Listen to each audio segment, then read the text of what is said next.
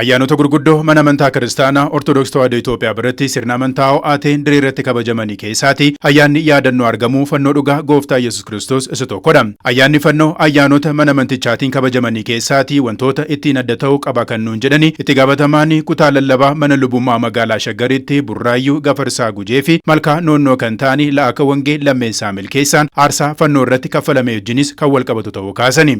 Wanta fannoo irra hoole sana wanta fannoo irraa arganne sana otoo fannoo irratti gooftaan keenya Yesuus Kiristoos of dabarsee kennuu baate wanta addunyaa kanarraa argannu tokkollee hin jiru waan ta'eef seenaan biyya lafaa sin jijjiiramu guddaa kana keessa illee seenuu kan dandeenye fannoodhaan bu'aan fannoon dhufe booda irratti ilaaluu waan dandeenyuuf haddasa taasisa jechuudha. Wanta arganne hundumaafu lafarrattis samiirrattis mucaan dhalli namaa keessattuu kan Kiristoos hin jiraatan kan argatan kennaa addaati jechuudha. Kanaaf haddasa taasisa. Fannoon gooftaa Yesuus Kiristoos bifa sadiitiin hiikamee ilaalamuu akka danda'u kan nutti himanii barsiisaan amantaa kun gidiraa Yesuus Kiristoos dhala namaatiif jecha gara lafaatti dhufe argeen kan fakkeeffamu gidiraa amantoonni waa'ee Kiristoosiif fudhatanii akkasumas immoo fannoo gooftaa Yesuus Kiristoos irratti fannifame jennee ilaaluu dandeenyaan kaasani. Aarsaa fi gidiraa kanaanis dhalli namaa nageenya dabalatee faayidaawwan hedduu argateera jedhanii La'aka Wangeel Lammeessaa Milkeessaani.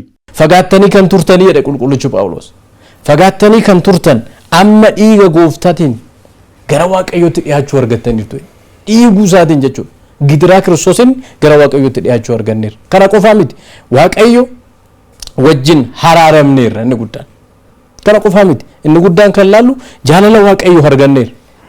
Jaalalli mucaa namaa jaalalli waaqayyoo mucaa namaarraa fagaatee yerootti ture. Yeroo habaarsati, yeroo jibbaati. Abboommii yerootti dabarre.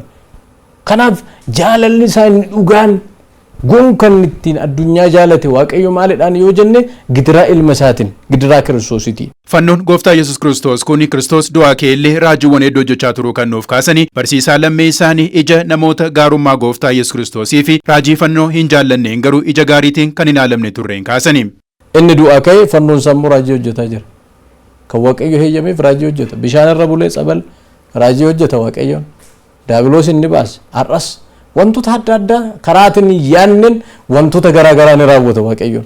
Amani malee waan hundumaa ni argatta akka jedhu kitaabni qulqulluun. Kanaaf in awwaalanidha. In awwaalan. Sanayyuu akkamiin tartiiban awwaalan kan Kiristoos gadi fageessanidha. Seenaa yoo dubbifnu kan Kiristoos gadi fageessanii ittaansanii immoo warra bitaa fi mirga isaatti fannifame san ittaansanii walirraa fageessanii dhidhimsanii gadi fageessanii awwaalanidha. Awwaalanii qofan dhiibsne warra Yihudoota. Awwaalanii qofa sun ta'in mana isaanii keessa hundumaa maal walitti balfaa mana keessa haramu baasanii bakka sanatti gataa turan.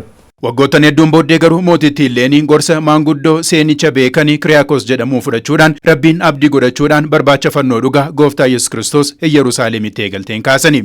Yerusaalemiin yeroo sanatti labsii dabarsite waamicha taasisanii hundi namoota muka fidanii dhufanii kaan isaanii xaara qabatanii dhufanii luboonni ni dhufanii walitti qabanii maal godhanii yeroo sana muka sanatti gaafa 16 kan kabanyu jechuudha. Fulbaana 16 kan kabanyu damaraa kan jennu kana muka sana walitti qabanii tokko taasisanii damaraa jechuun mataan isaa tokko taasisu jechuudha. Walitti qabu jechuudha. Har'as biyya kanaafis kan barbaachisu addunyaa kanaafis kan barbaachisu namni namummaa isaatiin amantaa garaagaraa qabaachuu danda'a.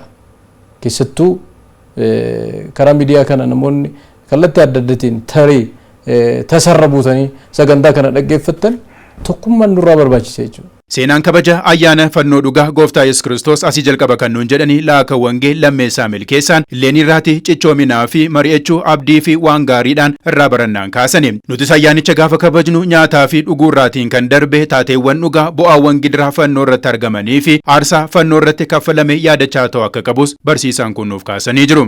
Kiristoos isa caalu bira ga'uudhaaf du'a fannoo irratti kan lubbuu isaa dabarsee nu kenna.